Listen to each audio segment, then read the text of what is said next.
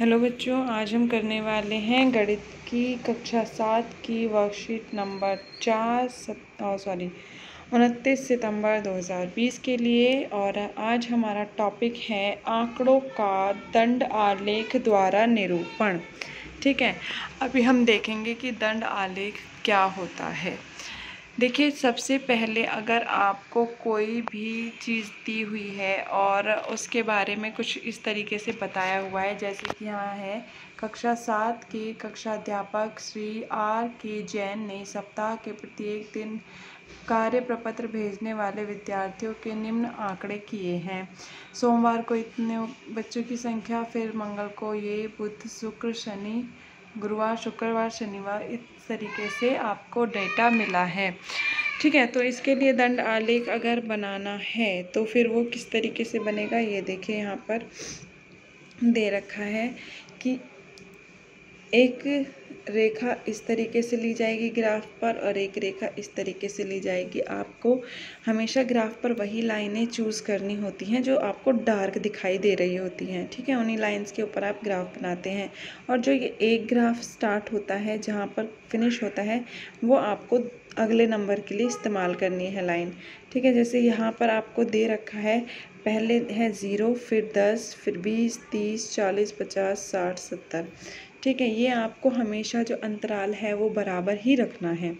ठीक, जब आप अंतराल रखेंगे बराबर तो आपका ग्राफ बनेगा बिल्कुल सही, और अगर आप अंतराल रखेंगे उल्टा सीधा आगे पीछे तो आपका ग्राफ बनेगा बिल्कुल गलत। इसलिए आप इस अंतराल का बहुत अच्छे से ध्यान रखेंगे कि अंतराल आपको अगले वाले डार्क लाइंस पर ही लेना होता है। ठीक है, और इसी तरीके से नीचे वाली लाइन में भी एक बार एक बॉक्स ले लिया, एक मतलब जो डार्क लाइन आई वो ले ली, फिर दूसरी बार दूसरी ली, फिर तीसरी ली। बीच में आप ग्राफ ड्रॉ नहीं करेंगे।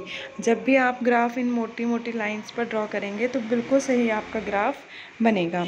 ठीक है, अब इस तरीके से हमने लगा लिया है यहाँ पर, और ये जो अंतराल है आपको हमेशा बराबर ही लेना है। 0 से 10 तो 10 का अंतर है, फिर 10 से 20 तो 10 का अंतर, फिर 30 तक 10 का अंतर, 40 तक भी, 50 तक, 60 तक, सबके बीच में कितने का अंतर आ रहा है, 10-10 का, यानी कि 1 सेंटीमीटर बराबर है 10 विद्यार्थियों के।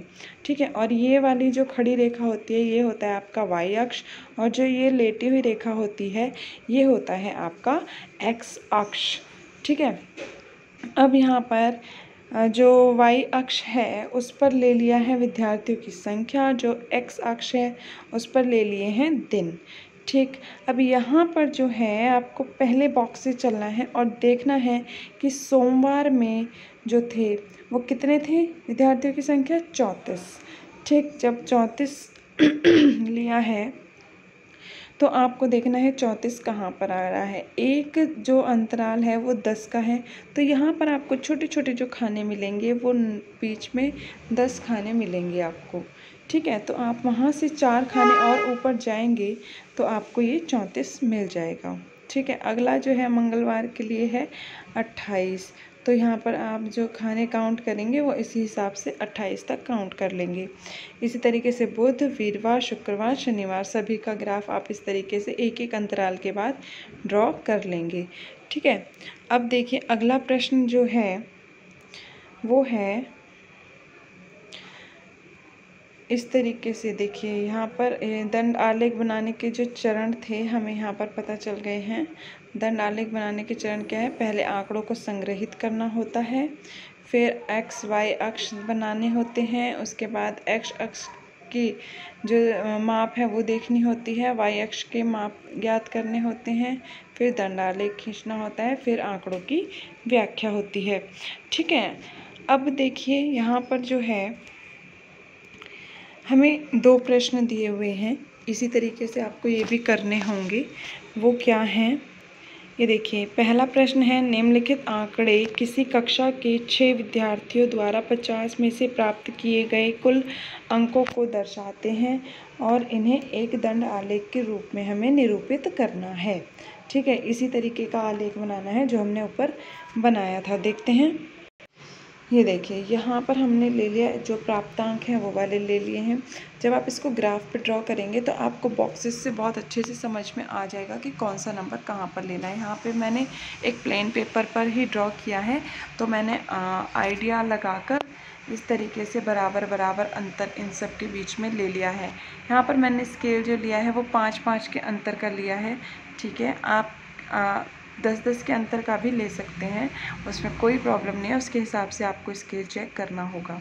ठीक है, यहाँ पर मैंने 5-5 का अंतर ले लिया है। अब 5-5 का अंतर लेने के बाद हमें क्या याद करना था कि 5 विद्यार्थियों के प्राप्तांक, पहले विद्यार्थी का जो था वो इस तरीके से 25 तक था, तो ये हमने 25 तक बना लिया है।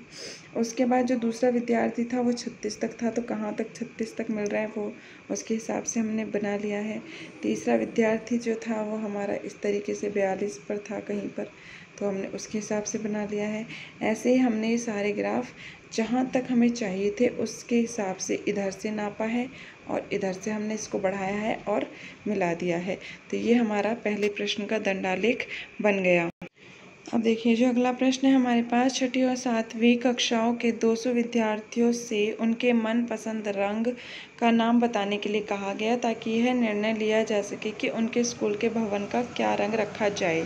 इसके परिणाम निम्नलिखित सारणी में दर्शाए गए हैं।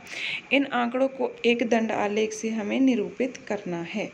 ठीक है, ये देखिए यहाँ पर मैंने ले लिया है विद्यार्थियों की संख्या, और यहाँ पर जो भी वो कलर बताया गया था प्रश्न में हमें वो ले लिया है। अब यहाँ पर देखो मैंने यहाँ पर फिर से 5-5 का अंतर ले लिया है सभी पर। ठीक, फिर लाल रंग वाला जितनों के लिए बोला था हमने उसको वहाँ तक मार्क करके ये बना लिया है दंड। इनको दंड बोलते हैं। ठीक है, और ये एक पेपर पे एक्स और वाई अक्ष पे जब शो करे जाते हैं तो इनको बोलते हैं दंड आलेख। ठीक है, अब ये देखिए फिर नीला कलर जहाँ तक के लिए बोला था हमने वहाँ से मिला लिया, और ये बाकी सारे कलर्स जहाँ पर भी मैच कर रहे थे वो हमने मिला लिए। ठीक है, तो अब आप इस तरीके से जो भी आपको दंड आलेख बनाने के लिए दिए जाएंगे वो आप इस तरीके से बना सकते हैं, लेकिन ये आप ग्राफ पे बनाएंगे तो एक्यूरेसी ज़्यादा आएगी। नेक्स्ट टाइम हम आपको ग्राफ पेपर पे बनाकर दिखा देंगे। ठीक है, आई होप अभी आपको ये वर्कशीट समझ में आ गई है। मिलते हैं अगली वर्कशीट में।